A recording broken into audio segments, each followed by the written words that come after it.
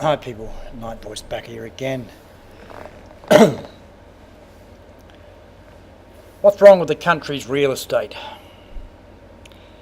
Just about every state, the property values are dropping.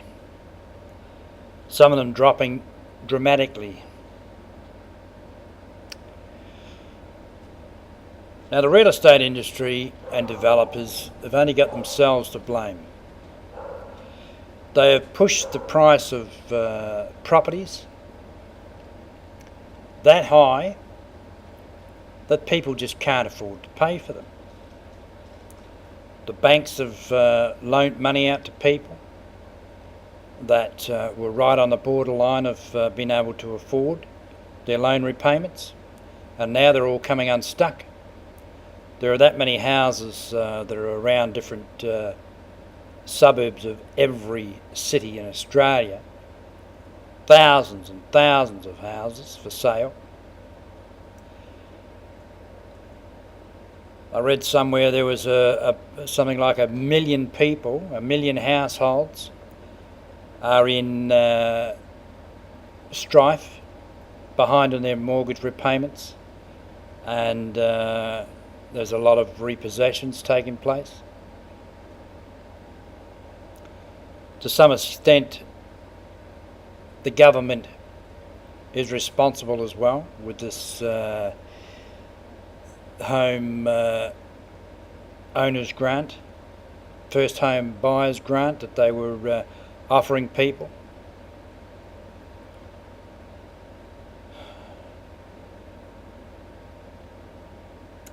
All this money cycle. You know, when these banks advertise that they've got 100 million to loan, where do they get that 100 million from? Yeah, they borrow it off another bank, or look.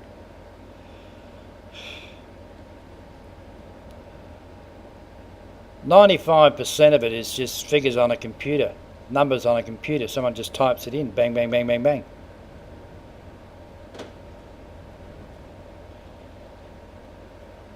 The money is fairy floss. But it puts a value, the properties put a value on that money. All these properties.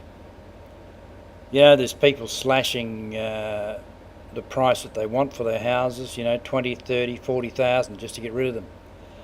I see one guy, I think it was in Perth somewhere the other day, one of the knob areas, dropped his property by 1.2 million, I think, to try and get rid of it.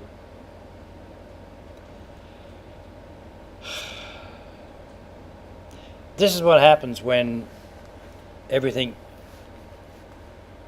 is red hot. Money's easy to come by. Real estate's pumping. Like I mentioned in a video the other day, nobody gets nothing for nothing. Real estate agent, they get their commissions for selling a property, so, if they get a good price for it, they get a good commission. But it's biting everybody on the backside now. Homeowners, real estate, investment people that have invested in all these properties.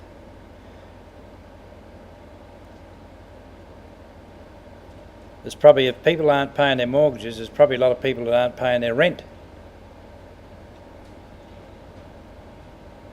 and will be evicted.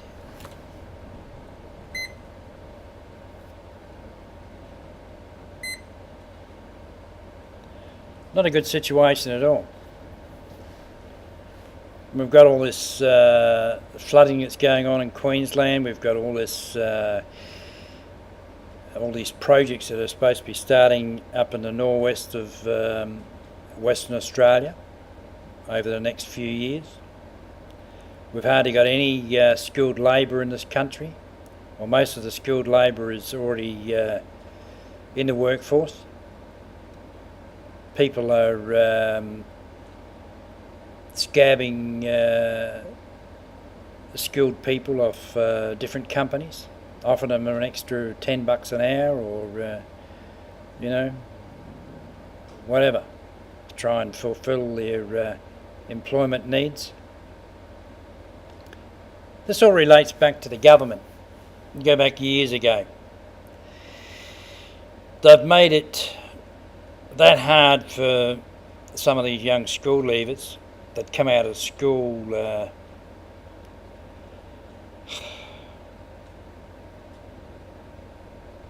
majority of them come out of school not that well educated.